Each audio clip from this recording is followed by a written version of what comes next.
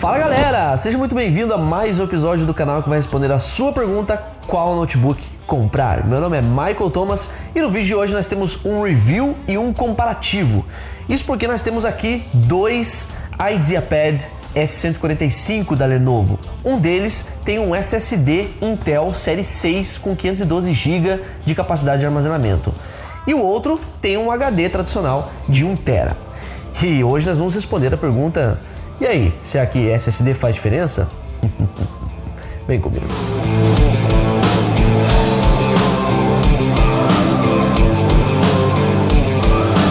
A Lenovo lançou recentemente os modelos S145, substituindo os 330S, com uma grande gama de configurações que vão desde básicos com processador Celeron N4000 e 4 GB de RAM, até os mais completos como estes aqui que a gente teve acesso. Tem links para todos eles aqui na descrição, se você tiver curiosidade em conhecê-los. Além das versões com processadores Intel, tem também as versões com processadores AMD, como o Ryzen 3 3200U, Ryzen 5 3500U e o Ryzen 7 3700U, estreando a terceira geração desses processadores aqui no Brasil. A gente explicou melhor as versões destes carinhas no vídeo de unboxing, que você pode conferir ou pelo izinho aqui no canto ou então no link na descrição. Então vamos conhecer os modelos que nós tivemos acesso para esta análise comparativa.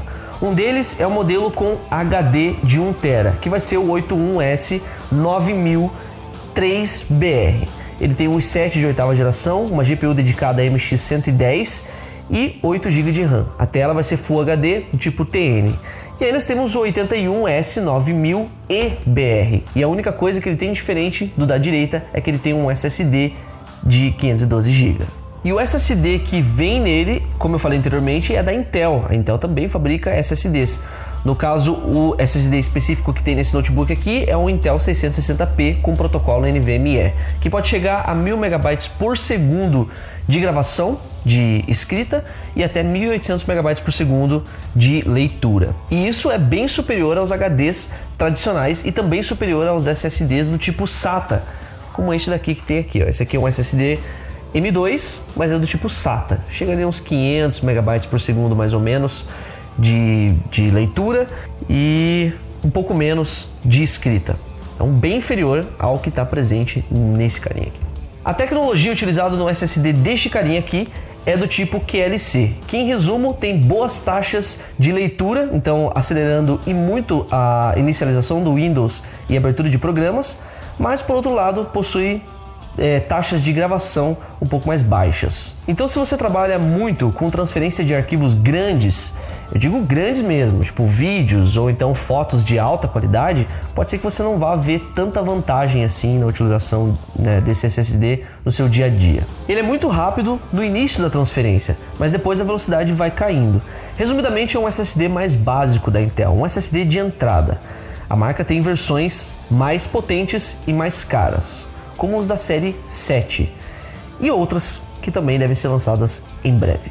E vamos aos testes de velocidade do SSD. Então você está vendo aí na tela um comparativo dos resultados dos testes feitos no Crystal Disk Mark, que é um software dedicado a benchmarks de velocidade de SSDs e HDs. O Intel 660p obteve resultados superiores, obviamente, do que o HD. Na prática, isso significa o seguinte: vamos pegar essa pasta aqui com vários arquivos de vídeo em alta qualidade, 10 GB em média, e mover ela de lugar.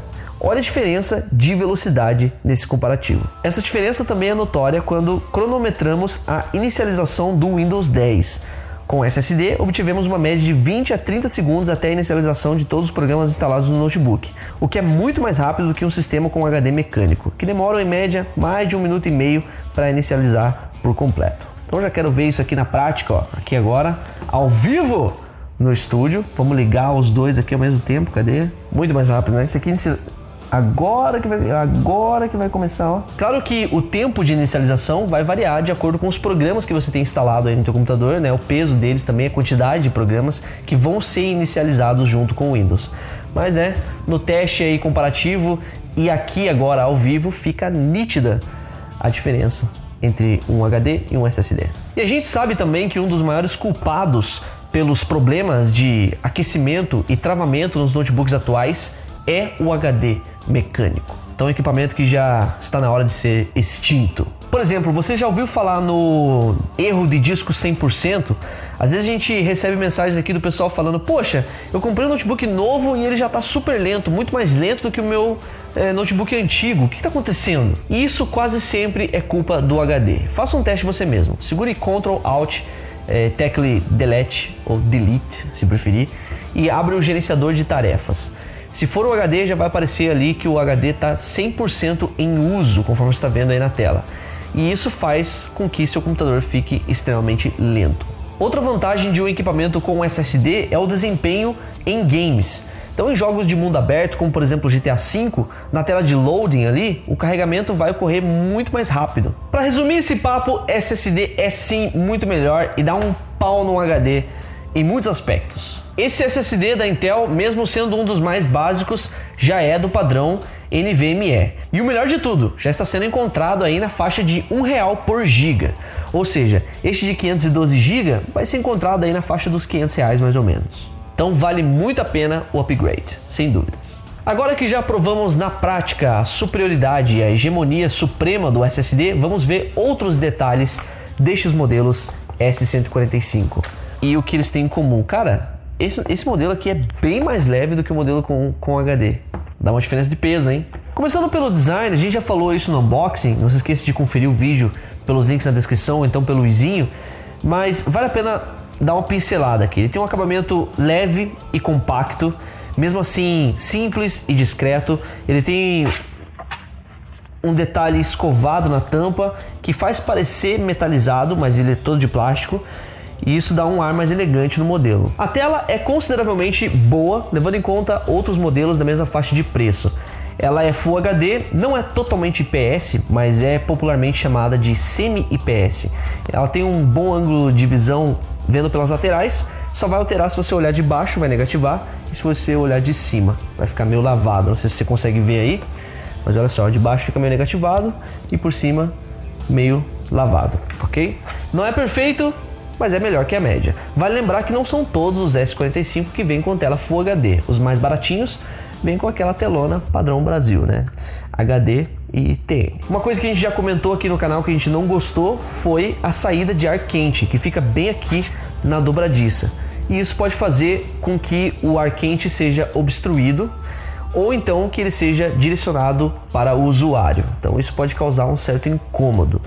Poderia ter uns reforços aqui nas laterais, né? Duas saidinhas aqui nas laterais que corrigiria o problema. Então pode incomodar algumas pessoas. O teclado segue o padrão da marca. A Lenovo é muito elogiada pelos seus teclados.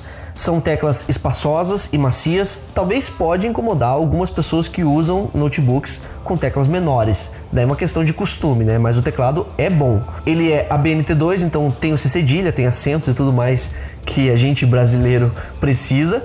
E tem LEDs também que sinalizam quando o Caps Lock está ligado, quando o Num Lock está ligado, e também tem um LED aqui no Power que sinaliza quando o notebook está ligado. Bom, o touchpad podemos dizer que tem uma qualidade regular. Ele tem uma superfície lisa, mas a nossa equipe relatou que ele não é muito preciso e ele não tem suporte ao driver do Windows.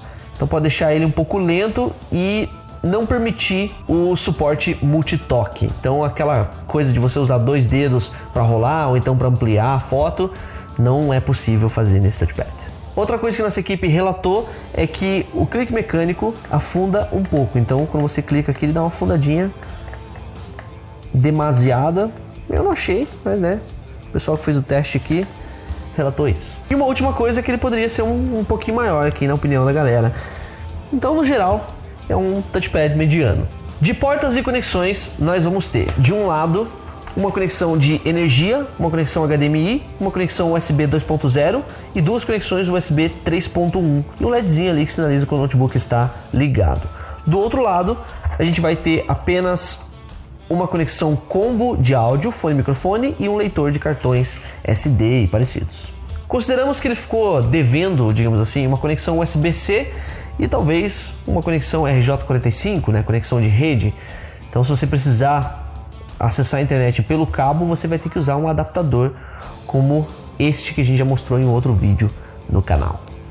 Se quiser mais informações sobre este adaptador, tem um vídeo que a gente falou sobre ele, você pode acessar pelo izinho ou então pelos links na descrição. O som, na nossa opinião, é relativamente bom. Ele tem alto-falantes posicionados levemente para frente, aqui e aqui. Alguns outros notebooks dessa faixa de preço têm alto-falantes posicionados para baixo, o que não é muito bom, mas é um som ok, não é nada muito surpreendente. E agora que a gente deu uma espiadinha no lado de fora, vamos saber o que ele carrega por dentro. Bom, estes modelos que estão aqui com a gente já tem um processador i7 de 8ª geração mais novo, que é o 8565U, um pouco superior do que os anteriores, que era o 8550U. De GPU dedicada, ele vai ter uma NVIDIA GeForce MX 110, o que não é muito bom. É um pouquinho superior às UHD Graphics 620 da Intel, mas os seus 2 GB de memória de vídeo GDDR5 já vão dar aí uma pequena força a mais para rodar alguns games. Falando em games, vamos para os testes de desempenho em games. A gente fez os testes em alguns dos principais títulos do mercado, sempre deixando ali a configuração dos gráficos meio que no médio, para não abusar muito. O modelo usado para os testes foi este aqui, com HD, visto que o SSD vai fazer diferença mais no carregamento do jogo, e não na taxa de quadros por segundo, propriamente. O primeiro teste foi com o jogo Fortnite, que ficou na média dos 40 a 45 quadros por segundo na resolução Full HD nativa do modelo, e gráficos todos no low. Se quiser mais frames, tem que reduzir a resolução do game. No CSGO, ele atinge a média dos 70 a 80 quadros por segundo, com tudo no low e resolução Full HD. Acreditamos que seja uma boa média, considerando que a placa gráfica é somente uma MX 110. O i7 demonstra seu valor nesse game. O GTA V conseguiu uma média de 60 a 80 quadros por segundo, dependendo de qual parte do jogo e da quantidade de NPCs presentes na cena, mas não abaixou mais que isso. Isso na resolução HD, 1366 por 768 pixels. Em Full HD vai ser um pouquinho menos. A gente conseguiu uma média aí de 45 a 55 quadros por segundo, o que é relativamente bom também. Como esperado, não é um desempenho incrível, pois estes modelos não são voltados para games, mas dá para ter aí uma certa diversão em um nível casual, com configurações mais baixas nos gráficos. E agora os testes de benchmarks. Bom, como a gente sabe que a maioria das pessoas que seguem o nosso canal são pessoas um pouco mais leigas, a gente deixou os resultados dos benchmarks no Cinebench e também o teste de render da BMW no Blender no post exclusivo desse vídeo, que você pode acessar pelos links aqui na descrição. Então, isso caso você queira essa informação mais aprofundada. Esse modelo conta com uma proteção chamada Thermal Throttling, que faz basicamente o seguinte: quando o notebook chega numa temperatura de 70 ou 75 graus, essa proteção diminui o desempenho do notebook para que ele não continue esquentando, para que ele não esquente mais e não prejudique, os componentes internos. E isso pode fazer com que o notebook fique um pouco mais lento. A gente fez um procedimento para remover essa proteção e a gente conseguiu um ganho aí de alguns quadros por segundo nos games. Tivemos um ganho de 20 quadros por segundo, por exemplo, no CSGO. E nos outros games a gente teve um ganho de mais ou menos uns 10 quadros por segundo. O que pode ser relevante dependendo do jogo que você estiver jogando e do momento que você estiver. Só que isso pode fazer com que o seu notebook esquente mais. Então eu recomendo que você, na hora de fazer esses procedimentos, siga com cautela. E vamos para os testes de bateria. Bom, a gente considerou que ele tem uma duração de bateria relativamente mediana. Isso porque a bateria dele tem um tamanho pequeno fisicamente, para deixar ele mais fino. Então a gente teve lá no modo econômico, com brilho da tela em 25%, 6 horas de duração. No modo melhor bateria, navegando e editando texto, conseguimos uma média de 4 a 5 horas de duração, com o brilho da tela em 50%. Já no modo alto desempenho e brilho da tela no máximo, jogando, tivemos uma duração de 1 hora a 1 hora e meia. Lembrando que não é recomendado você jogar com o notebook fora da tomada, porque ele vai ter um desempenho menor e a bateria vai durar bem pouco, Então, mas só pra gente ter uma ideia, a gente fez esse teste também. E vamos para a parte de upgrades. O que dá para você melhorar neste carinha depois que você já o comprou? Bom, primeiramente, ele tem 2 possibilidades de armazenamento, ou SSD ou HD. No caso, se você comprar o modelo que vem com HD, você pode fazer o upgrade, e até eu sugiro que você faça, comprando um SSD e plugando na conexão M2. Você vai ter um HD para você armazenar mais arquivos, mais quantidade de arquivos, e o SSD como um armazenamento mais rápido para você instalar o Windows, por exemplo. Se você comprar um notebook que vem com SSD, você pode acrescentar um HD e assim manter esse mesmo duplo armazenamento, que vai facilitar muito a sua vida. Na parte de memória RAM, ele vem com 4 GB soldados na placa-mãe. E diferente do que algumas pessoas podem falar, isso não traz nenhum risco para o notebook. Não é tão fácil de queimar assim. A gente nunca ficou sabendo de alguma memória que queimou ali e arruinou o computador. O único problema é que você vai ter um slot apenas para você fazer upgrade. Então, no caso, você pode acrescentar um pente de 16 GB a mais no seu notebook, ficando no total com 20 GB. Mas 20 GB já é uma boa quantidade de memória RAM, então fica susse. E aí, a pergunta que fica é: vale a pena comprar o danadinho? A versão com HD, que é mais barata, vai sair na casa dos R$ 2.800 mais ou menos. Em promoções e ofertas esse valor pode sair um pouquinho mais baixo, né? Então fica aí, inclusive, aproveitando o momento, a dica para que você participe dos nossos grupos, tanto no WhatsApp quanto no Telegram, para que, se caso surjam ofertas e promoções desses carinhas, você já fique sabendo logo de cara e não perca tempo e muito menos dinheiro. Cupons também a gente envia por esses grupos. Já a versão com SSD já vai ser um pouquinho mais cara, vai estar custando na casa dos R$3.000 mais ou menos. E também já teve promoções e ofertas com valor abaixo disso. Ele é um notebook para uso mediano, então não é um notebook voltado para edições de vídeo, apesar de você conseguir editar alguns vídeos bem simples nele. Ele não é voltado para games, apesar de você poder rodar alguns games leves nele. Ele é voltado para tarefas medianas, para te acompanhar aí no seu dia a dia, fazer algumas edições de imagem simples e assistir vídeos tranquilamente. Se você precisa de um notebook para edições de vídeo mais pesados e tarefas mais pesadas no geral, eu sugiro que você opte por um notebook com um patamar um pouco mais elevado, como um gamer, por exemplo. Dependendo do seu uso, até uma versão com i5 já pode ir bem. Dentro dessa categoria dele, ele vai ser um dos mais baratos que você vai encontrar. Se o teu foco é preço, vale a pena comprar ele sim. E eu espero que você tenha curtido esse vídeo. Se você curtiu, manifeste-se. Deixa o seu like aí embaixo do vídeo, se inscreva no canal se você não for inscrito e ativa o sininho para que o YouTube não se esqueça de te contar quando postarmos novidades para você. Eu vou ficando por aqui, mas nós vemos você no próximo episódio. Aquele abração, boas compras e até lá!